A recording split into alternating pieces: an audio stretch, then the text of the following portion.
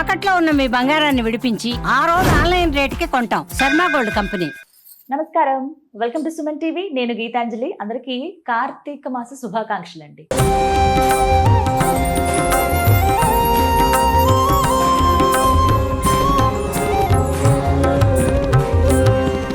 అంటే ఏ మాసానికి మనం ఎంత విశేషంగా చెప్పుకోం. కార్తీక మాసంలో ప్రతిరోజు పండగనే అంటారు. ప్రధానంగా శివకేశవులు ఇద్దరికి ఎంతో ఇష్టమైనటువంటి మాసం అని కూడా చెప్తారు. అయితే మనకి ఈ కార్తీక మాసం ప్రారంభం అవడమే ఎన్నో సందేహాలు ఉంటాయి. ముఖ్యంగా స్నానాల విషయంలో కార్తీక స్నానం ఖచ్చితంగా అందరూ ఆచరించాలని చెప్తారు. నదీ స్నానాలు చేయమంటారు, అందరికీ అందుబాటులో ఉండవు. మరి ఏం చేయాలి? ఆ స్నానం ఆచరించేటప్పుడు కూడా కొన్ని మంత్రాలు పఠించడం కానీ, దీపం పెట్టడం, అలాగే దీపదానం చేయటం, ఉసిరిక దీపం ఒకటి మనం బాగా ఆలోచిస్తాం, ఎప్పుడు పెట్టాలని అడుగుతూ ఉంటాము. చాలా పర్వదినాలు ఉంటాయి, అవి ఖచ్చితంగా అందరూ ఆచరించుకోవాలి. మన సంవత్సరం అంతా ఏ పూజలు చేసినా చేయకపోయినా కార్తీక మాసంలో కొన్ని తిథుల్లో గనక పూజ చేసి దీపం పెడితే సంవత్సరం అంతా చేసిన ఫలితం దక్కుతుంది అని అంటారు. అసలు అలాగే కొన్ని ఆహార నియమాలు కూడా పాటించాలంటారు. అవన్నీ ఏంటి తెలుసుకుందాం. ముందుగానే తెలుసుకుంటే గనక ఆచరించడానికి సులువు అవుతుంది. ఈ మధ్యకాలంలో చాలామంది యువత కావచ్చు, అలాగే ఇంకొంతమంది ఆసక్తి చూపిస్తున్నారు. ఎలా చేయాలి ఏంటి, మేము ఈసారి కార్తీక మాసం ఆచరిద్దాం అనుకుంటున్నాం, కాకపోతే కొన్ని సందేహాలు ఉన్నాయని కామెంట్స్ రూపంలో కొన్ని తెలియజేశారండి. ఇంకా ఏమైనా సందేహాలు ఉంటే మీరు కామెంట్స్ రూపంలో అడగండి, నేను గురుగారి ద్వారా నివృత్తి చేయిస్తాను. అయితే ఇప్పటివరకు ఉన్నటువంటి సందేహాలు నివృత్తి చేసుకుందాం. మనతో పాటు ఉన్నారు ప్రముఖ జ్యోతిష్యులు బ్రహ్మశ్రీ నందిబట్ల శ్రీహరి శర్మ గురువు గారు. వారు గత 15 సంవత్సరాలుగా 30,000కు పైగా జాతక పరిశీలన చేసి వాళ్ళలో ఎన్నో మార్పులు తీసుకువచ్చారు. చాలా మందికి దిశానిర్దేశం చేశారండి. ఇలా మీ జాతకాలను కూడా మీరు పరిశీలన చేయించుకోవచ్చు. గురుగారి నెంబర్ కూడా నేను స్క్రీన్ పైన ఇస్తూ ఉంటాను. అయితే ఇవాళ కార్యక్రమంలో మనకున్నటువంటి కార్తీక మాస సందేహాలని నివృత్తి చేసుకుందాం. గురువుగారితో మాట్లాడదాం. గురుగారు నమస్కారం అండి.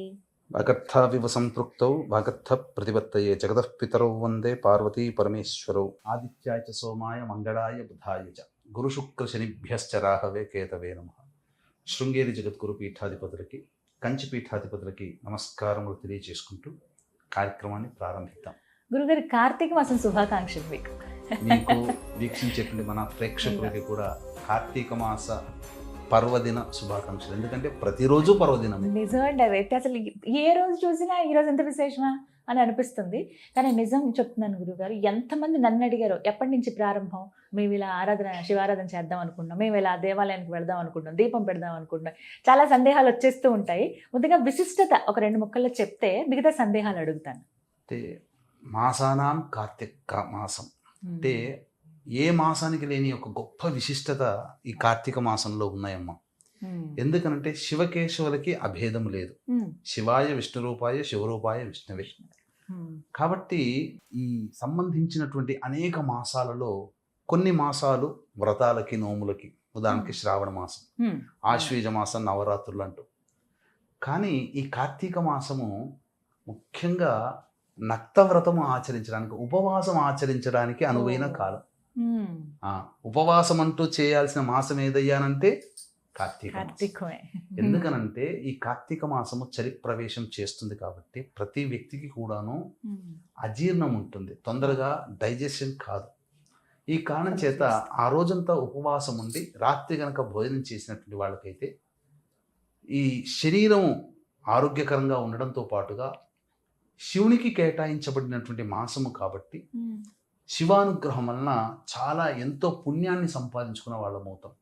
అంటే కనబడని పుణ్యం మనకి ఎందుకంటే అది అవసరానికి అక్కడికి వచ్చినప్పుడే దాని యొక్క విలువ తెలుస్తుంది.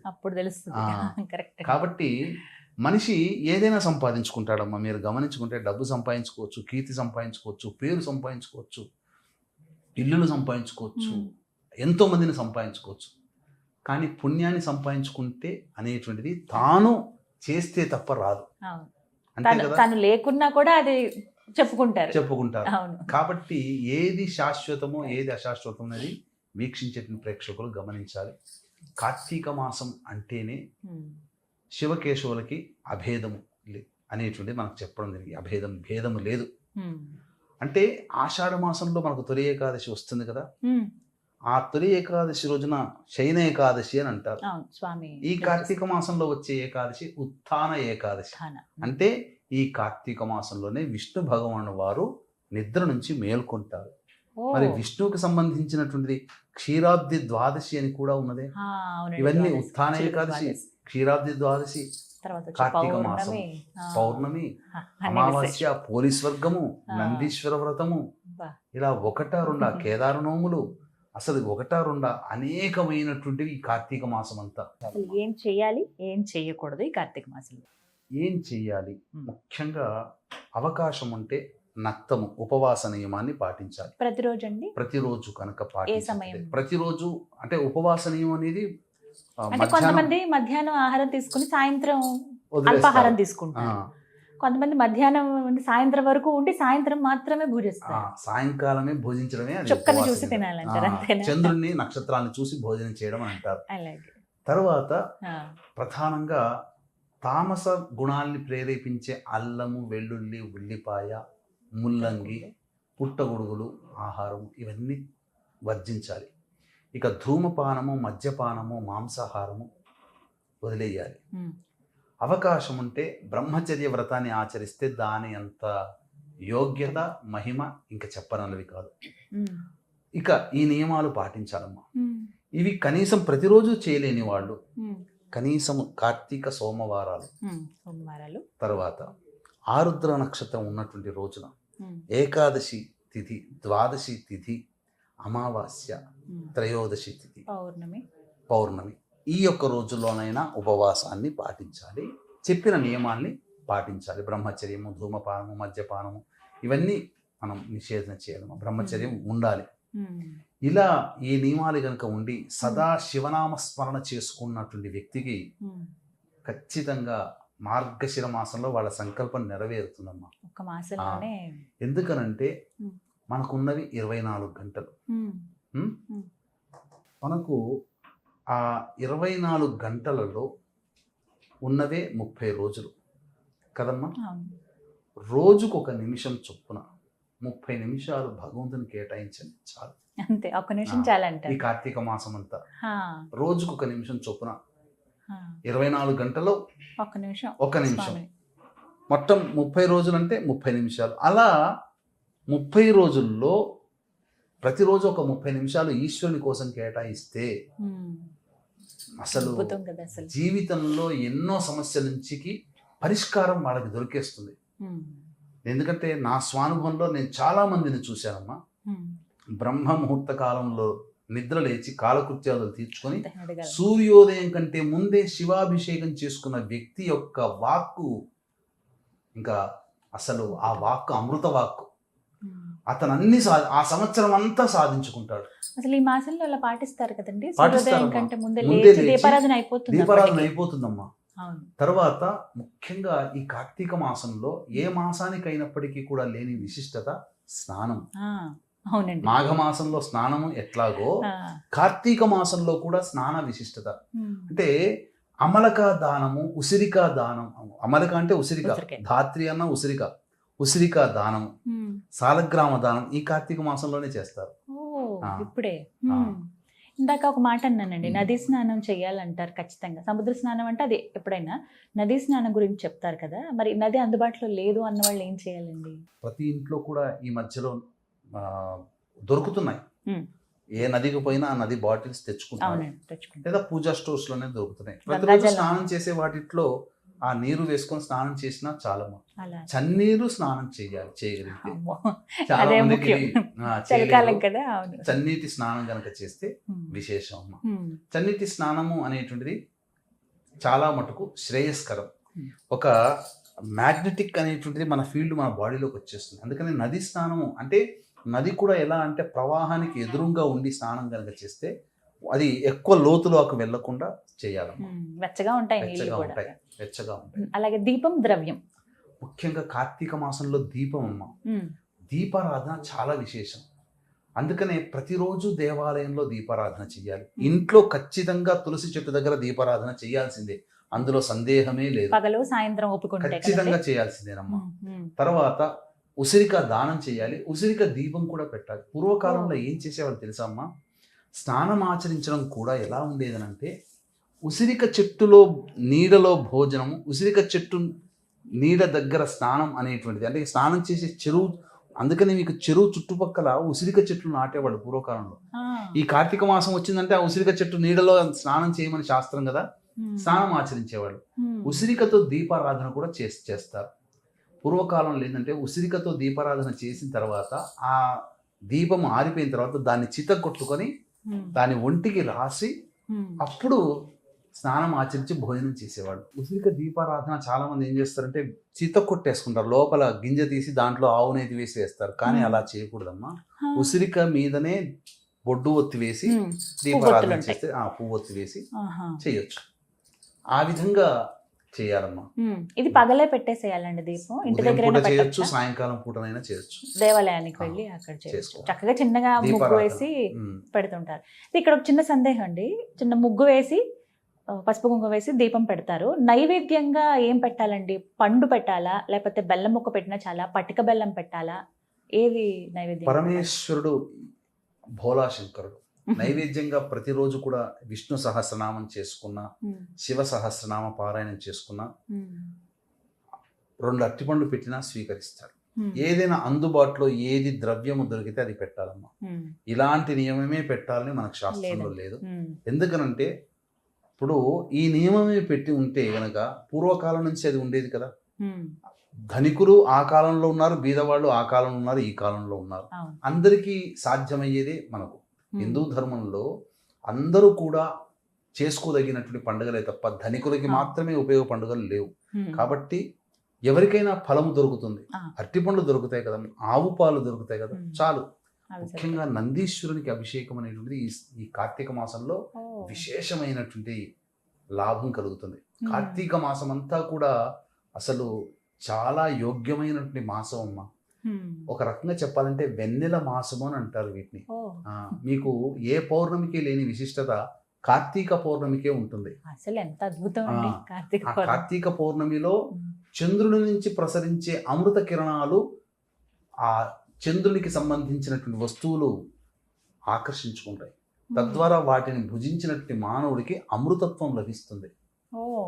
అందుకని కార్తీక పౌర్ణమి మనము కూలంకషంగా ఈ కార్తీక మాసంలో నెల రోజుల పాటు ఏమేంటి ముఖ్యమైన పండుగలు అవన్నీ కూడా మనం తెలియచేద్దామమ్మా. ఇంట్లో శివలింగం అవి ఉంటాయి కొంతమందికి. ఇప్పుడు దీపావళి అమావాస్య అయిపోగానే ఆ తెల్లవారుజామున మొత్తం ఇంటి దగ్గర దేవుడి గదులు అంతా శుభ్రపరిచేసుకుని పొద్దున్నే అభిషేకం చేసుకోవచ్చు. ఎందుకంటే అమావాస్య మనకు 21వ తారీఖు రోజున సాయంకాలం వరకు ఉంది. ఇల్లంతా కూడా సాయంకాలం అయిపోయిన తర్వాత ఇల్లు శుభ్రపరచు. ఇప్పుడు 21వ తారీఖు కూడా కార్తీక మాసం ప్రారంభం అయిపోయినట్టయినా 22వ తారీఖు 22 నుంచి కార్తీక మాసం ప్రారంభం, 20వ తారీఖుతో సమాప్తం. అది మళ్ళీ 20కి నవంబర్ 20వ తారీఖుతో. కాబట్టి 22వ తారీఖు నుంచి ప్రారంభమవుతుంది. కాబట్టి 21 సాయంకాలం ప్రదోషకాలం అయిన తర్వాత ఇల్లంతా కూడాను చక్కగా పూజా మందిరం శుభ్రపరచుకొని శివారాధనకి ఏం పెద్ద ఖర్చు ఉండదమ్మా. మీకు మిగతా దేవతారాధనలో నీరు పోసినా చాలు. ముఖ్యంగా వివిధ రకాలైనటువంటి శివలింగాలతో పూజన చేస్తే మరకతలింగం చాలా విశిష్టం, రసలింగం చాలా విశిష్టం, మృత్తికాలింగం చాలా విశిష్టం.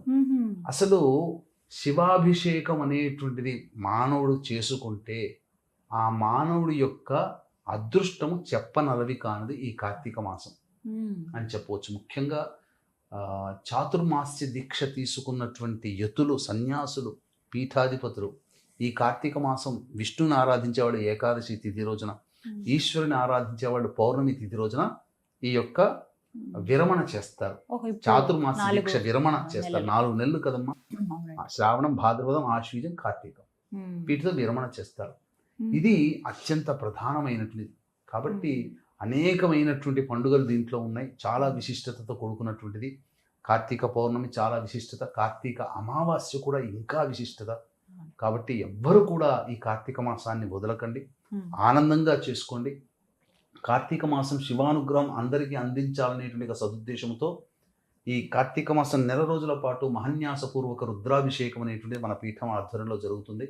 గత 20 సంవత్సరాలుగా చేయిస్తున్నాం. మీ కుటుంబ సభ్యుల గోతనామాదులతో ఈ కార్యక్రమం జరపబడుతుంది. ఎక్కడ మీరు అభిషేకం చేసుకున్నా 10 నిమిషాలు లేదా పావు గంట, కానీ సశాస్త్రీయముగా 2.5 గంటల పాటు జరుపుకుంటేనే అది రుద్రాభిషేకం. మహన్యాసం చెప్పకుండా చేయనిది రుద్రాభిషేకం కాదు. కాబట్టి మహన్యాసపూర్వక రుద్రాభిషేకం నెల రోజుల పాటు మన పీఠమాధ్వర్యంలో జరుగుతుంది. అవకాశం ఉన్న వాళ్ళు కార్యక్రమ తదనంతరం కాంటాక్ట్ చేసి మీ కొత్త నామాదులు నమోదు చేసుకోవచ్చు. మామూలుగా అయితే దేవాలయాల్లో ఎక్కడికి వెళ్ళినా 1 రోజు మాత్రమే, కానీ నెల రోజుల పాటు చేసుకునే అవకాశం ఖచ్చితంగా. ఎప్పుడూ కూడా శివాయ నమః అనే నామాన్ని ఈ కార్తీక మాసం నెల రోజుల పాటు కనుక ఏ వ్యక్తి అయితే స్మరిస్తూ ఉంటాడో శివానుగ్రహం, శివుడు కదిలి వస్తాడమ్మా. నేను ఎందుకు చెప్తున్నా అంటే నా అనుభవపూర్వకంగా నేను చెప్తున్నాను. చాలా మంది జీవితాల్లో ఎంతో మార్పులు జరిగాయి ఈ కార్తీక మాసం నియమనిష్టలు. అందుకనే కాబోలు అయ్యప్ప స్వామి దీక్ష తీసుకునే వాళ్ళు కార్తీక మాసంలో తీసుకుంటారు మండల దీక్షగా. కాబట్టి అన్ని రకాలైనటువంటి దోష నివారణకి కార్తీక మాసం అనువైన మాసం అని చెప్పవచ్చు. ఖచ్చితంగా స్నానము, దీపము, దానము, పూజనం ఇవన్నీ ఖచ్చితంగా ఉండాల్సిందే, అందులో సందేహం లేదు. ప్రతిరోజు దీపారాధన చేయాల్సిందే, ప్రతిరోజు కూడా స్నానం ఆచరించాల్సిందే. ఏది దివ్య స్నానం అనగా 3 గంటల నుంచి 4 గంటల లోపల స్నానం ఆచరించాల్సిందే. ప్రతిరోజు దానం చేయవలసిందే అవకాశం ఉంటే. అంటే భగవంతుడు మనకు ఎంతో అవకాశం ఇచ్చాడమ్మా ఈ భూమి మీద జీవించి ఆనందంగా బ్రతకడానికి. మనము ఏ సమయంలో చేసిన దానముకైనా కానీ కొన్ని సందర్భాలలో దానములు చాలా విశేషమైన ఫలితాన్ని ఇస్తాయి. కార్తీక మాసంలో చేసే దానము పుణ్యము బలోపేతం అవుతుంది, రెట్టింపు అవుతుంది, 10 విధాలుగా రెట్టింపు అవుతుంది. కాబట్టి ఏదేదో వేలకు వేలు, వందలకు వందలు, లక్షలకు లక్షలు దానం చేయమని ఎక్కడ శాస్త్రంలో లేదు. మనస్ఫూర్తిగా నాకు ఇంతే వచ్చు, నా దగ్గర ఈరోజు నేను ఇంతే నా మనసు అంగీకరిస్తుంది. ఒక 10 రూపాయలు, 2 బిస్కెట్ ప్యాకెట్లు వస్తాయి, 2 బ్రెడ్ బన్లు వస్తాయి. ఆదిశంకరాచార్యులు వారు అడగగానే తన ఇంట్లో ఏదుందో అది ఇచ్చినటువంటి ఆ అమ్మ, ఆ స్త్రీమూర్తికి కనకధార జరగలేదా? మనసు అక్కడ ప్రధానం. ఉడతా భక్తి, ఉడత సహాయం చేసింది. ఎంత పడుతుంది దాని చేతిలో? ఇంత గిద్దెడంత పడుతుంది, చిన్న రవ్వంత పడుతుంది. కానీ రామానుగ్రహం కలిగింది కదా. కాబట్టి మనకు ఎంత శక్తి కొలది ఉంటే, మనం ఎంత తృప్తిగా మన మనస్సు అంగీకరిస్తే, మన ఆత్మ మనస్సు నువ్వు ఇంత చేయరా, చాలులే, ఇంత వద్దులే, ఇంతకంటే ఇంకొద్దులే అని చెప్తుందో అంతే చేయండి. కానీ ప్రతిరోజు చేయండి. ఏదో ఈ విధంగా చేయడం వల్ల ఏదో ఒకరోజు ఆ పరమేశ్వరుడే మానవ రూపంలో వచ్చి తీసుకుంటాడు. ఆ పరమేశ్వరుడే భిక్ష తీసుకున్నాడా, నీ జీవితం, నీ కుటుంబం తరతరాలకి మారిపోయినంతగా అత్యున్నతమైనటువంటి స్థానానికి చేరుకుంటాడు. అంతకన్నా ఇంకేం కావాలమ్మా? ఎంతో మంది దత్త భక్తులు అన్నదానం చేస్తుంటారే, ఏ ఒక్క రూపంలోనే దత్తుడు వచ్చి భోంచేస్తాడనే కదా పెట్టేది. ఏదో ఒక రూపంలో, ఎవరో ఒక రూపంలో మనము ఆ ఈశ్వరుడికి మనకు అందజేస్తే, ఆ ఈశ్వరానుగ్రహం కలిగితే, మంజునాథుడి యొక్క వృత్తాంతం అదే కదా. కాబట్టి ఖచ్చితంగా అందరూ ఈ నియమాన్ని పాటించండి. దానము ఖచ్చితంగా చేయండి. 5 రూపాయలు సంబంధించి దానం చేయండి.